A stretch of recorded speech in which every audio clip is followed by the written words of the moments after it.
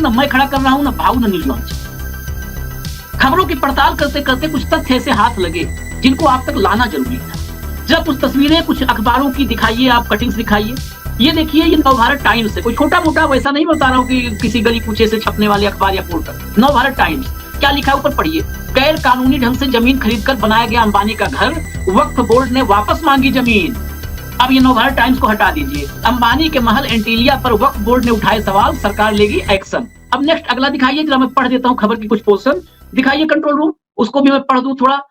ये देखिए, मुकेश अंबानी ने एंटीलिया बनाने के लिए साल 2002 में 4532 स्क्वायर मीटर वाला प्लाट 21.5 करोड़ रुपए में खरीदा था। ये डील शुरू से ही विवादों में आ गई, क्योंकि जिस जमीन को बेचा गया वो वक्फ बोर्ड की थी। विवाद बढ़ने पर रिटायर्ड जज ATAK शेख को जांच की जिम्मेदारी सौंपी गई और उनसे कहा गया कि वो अपनी रिपोर्ट सरकार को सौंपें। अगस्त 2002 में चैरिटी कमिश्नर ने इस डील को सही पाया और नवंबर 2002 में जमीन ट्रांसफर करने के आदेश दिए। डील हो जाने के बाद कांग्रेस नेता अनीस अहमद ने वक्फ बोर्ड की जमीन बेचने के फैसले पर ऐतराज जताया। अनीस ने कहा कि वो वक्फ बोर्ड में 9 सदस्य थे, लेकिन 5 ने ही डील को हरी झंडी दी थी, जबकि इसके 2/3 जो है बहुमत की जरूरत होती है। जज शेख ने भी अपनी रिपोर्ट में माना कि अंबानी के साथ हुई इस डील में वक्फ बोर्ड के कानून 1995 की धारा 32(2) का उल्लंघन हुआ है। ये आप इसके अब यहाँ पर रुकूंगा, क्योंकि सुबह से जो चर्चा है यही कहा जा रहा है कि 1995 में वक्फ को असीमित शक्तियां दी गई थी, उन्हीं शक्तियों पर अब शिकंजा कसा जाएगा, वहीं पर कैंची चलेगी।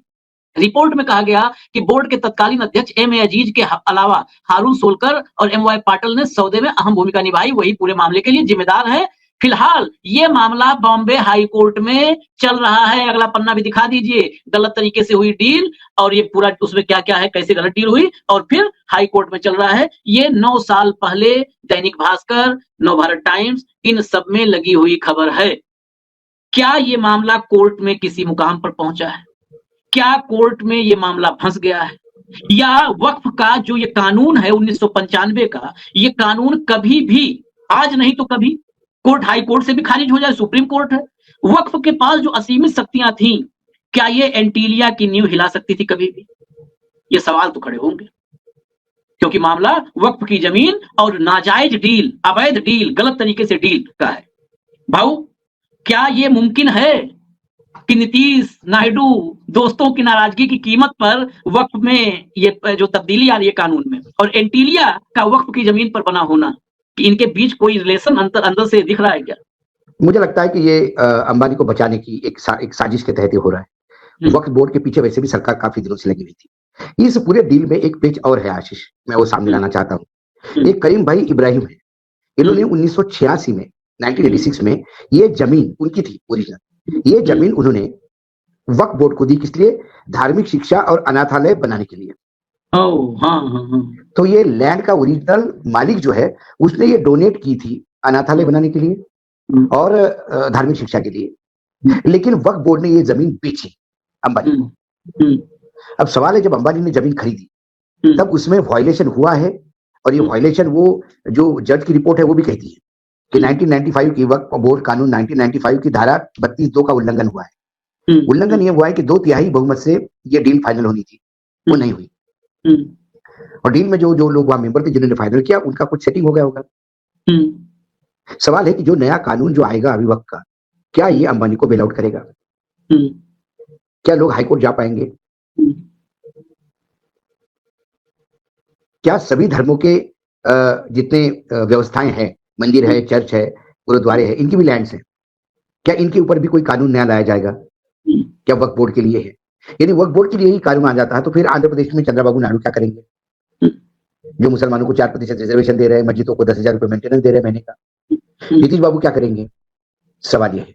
यदि इन्होंने ये कानून पास होने दिया तो फिर सवाल उठता है कि ये सरकार की लाइफ कितनी, और ये कानून पास होने के बाद तो फिर आंध्र प्रदेश में और बिहार में इन दोनों को तकलीफ होना भी शुरू होगी। सवाल है कि आप वक्फ बोर्ड के बजाय सभी धार्मिक संस्थानों को कीजिए। सभी धार्मिक संस्थानों के पास बहुत बड़ी बड़ी जमीन है और उसका दुरुपयोग भी हो रहा है, हर धर्म में हो रहा है। डील है, क्रिश्चियन कम्युनिटी की कई जमीनें बेची जा रही है, खेल हो रहे हैं अपने अपने लेवल पे। तो कुल मिलाकर ये वक्फ बोर्ड के लिए ही क्यों, सवाल ये उठता है। क्या ये किसी धर्म को टारगेट करने के लिए, धर्म विशेष को टारगेट करने के लिए?